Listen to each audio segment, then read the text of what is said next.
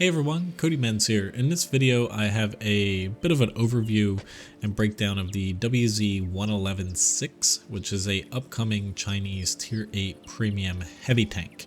This tank is slated to come out sometimes towards the end of 2022 or in 2023. Here as the tank's basically been labeled as being finished, balancing and basically the model and everything. So what makes this tank tick? Is it good? Is it bad? What's the pros and cons? And, is it worth getting whenever you can potentially pick this tank up? At this point, we have quite a bit of Chinese premium tanks and like reward tanks and everything compared to tech trees. So this tank is not something that we haven't seen before. However, in this form it is. So it's a WZ-111. However, the turret is the Tier 9 Czechoslovakian heavy tank, the TNH VZ51. Basically that turret model thrown onto a WZ-111 hull. A little different. The reference here that they give is somehow Chinese designers came across it, the Czechoslovakian heavy tank turret design, and basically tried to throw it on this tank. Totally believable. In any event, so this tank has a 105mm gun on it, and overall, since it's something that we kind of know already, there's not too many surprises.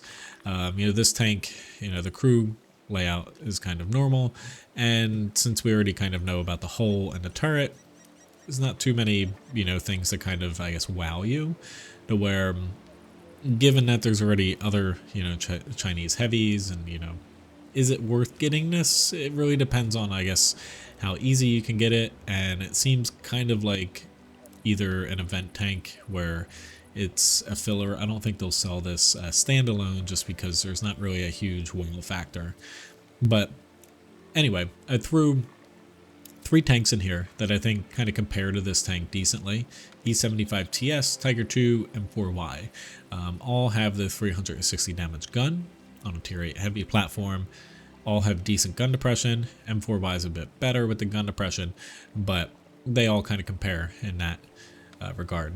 Base round for the WZ-111-6, 218mm of pen, and it has a premium 290mm heat round. So not too shabby, not top of the class either, but not awful.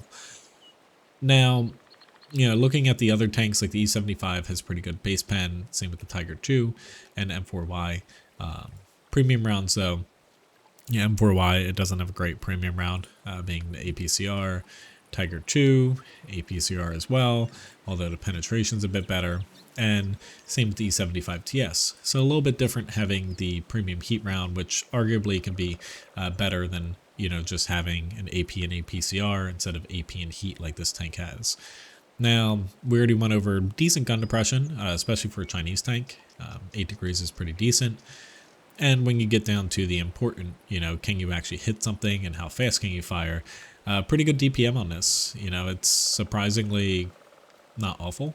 Because sometimes, premium tanks, for some reason have a little bit less DPM. It seems like nowadays, and they'll give a better accuracy or something else. But your accuracy, is not great. Same as the M4Y. You're not as accurate as, the German tanks here, especially the Tiger II. So you're going to be able to damage things. Your DPM's not too bad. Bit of gun depression. It feels similar to tanks you've already played before if you've played the game for a while. We'll get a bit more into armor in a little bit here. The one thing to note here is the hit points of this tank pretty low if they don't change them. It seems like this tank's finalized at this point, but 1450 is kind of low for a heavy tank, especially when your Tiger II here 1600 and then you have 1500 on the other two. So that's definitely something to keep an eye out for. Your armor though, the stats here, pretty decent armor, listed, but we'll get a little bit more into the nitty gritty afterwards. Looking at the armor model and a quick little look on tanks.gg as well. Getting to the mobility.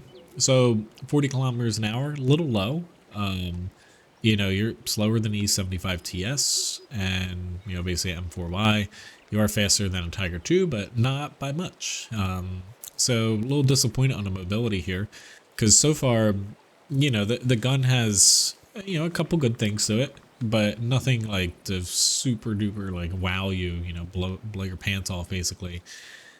You know, hit points a little low, you know, aren't, you know, it's so far like this tank just seems kind of mid-range, which, you know, is something to be said. Like, I appreciate Wargaming not releasing broken premium tanks, but this is kind of just copy and pasting two things and pushing them together.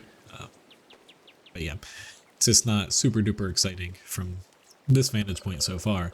Concealment, decent for a heavy tank. You know, they threw some extra concealment on this thing compared to these guys, but it doesn't really matter much being this low.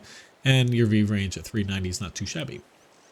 So getting into a quick little armor review here, and then we'll take a little bit more detailed on tanks.gg. The armor of this, so 220 millimeters, 120 millimeter gun, level ground. It's okay, you know, against lower tiers, like they'll struggle. They can pen your lower glacis. You do have some small cupolas. They're not very easy to hit those, so that's kind of a plus. And you do have these space armor, basically things welded onto the front of your turret, just like the tier 9 TNH, which this tank basically copies the exact turret model from. Now, doesn't really wow you. You know, the side armor, nothing crazy good, but you know, you can kind of get some lucky bounces, especially with how the side armor is set up. But overall, so like looking at this tank, this is where using the gun depression, this is against a Scorpion G, using the premium round, and then we'll do the TS5. Now, like hold down using 8 degrees of gun depression, it's not too bad. Like your cupola is really small. It can pen you, you know, although 60% chance, can pen you where it's not hitting, you know, essentially those space armor plates on the turret. So the nice thing about this tank, you don't see it in a lot of Chinese tanks currently released, is you can kind of hold down behind things and use your turret armor. Unlike the Czechoslovakian tier 9, you don't have the autoloader, or yeah, the double shotgun. But you still can get penned, you know, by high pen things on the upper hull, given the WZ-111 hull isn't like crazy angled, where you're going to get ricochets and stuff, because at that point you're not going to be able to shoot anybody. So if you ricochet, you know, you're not going to be able to shoot somebody with your gun. Lower glacis, you know, isn't that great. Now against a, you know, TS5 with lower pen, but the heat round, your armor does get a little bit better just because of the lower penetration. You can still get penned, you know, right around the flat bits, you know, if they're not hitting the space armor, but it does actually help out a little bit, you know, against those lower pen guns, if they're firing at you, especially with heat, because it doesn't get that normalization bonus. And you know, the armor, it is going to be decent. However, you know, when you're fighting against tier 9s, tier 10s, tank destroyers, I feel like isn't going to be good enough, given that this tank doesn't have like another really strong attribute like mobility or hit points or the gun, where it's going to shape up to be, this is going to be a solid tank, but do you actually need to get this? I don't know. Like it doesn't seem anything super special, which some people will want it for crew training, or if they don't have, you know, a Chinese premium heavy yet. But for a lot of people that, you know, look to like new tanks being released, like why play this over something else? It doesn't really have that factor. It's not going to be a terrible tank, but it's also not going to be, from what we can see here, it's not going to be one of those tanks that really stands out, which something again to be said where thank God this isn't broken. But at the same time, you know, this is definitely like a very, I guess, low effort part from Wargaming, literally taking a hull that's already in the game and a turret that's already in the game and just smushing them together. So anyway, hopefully this video really excited you about this tank and you are just, you know, dying to get it.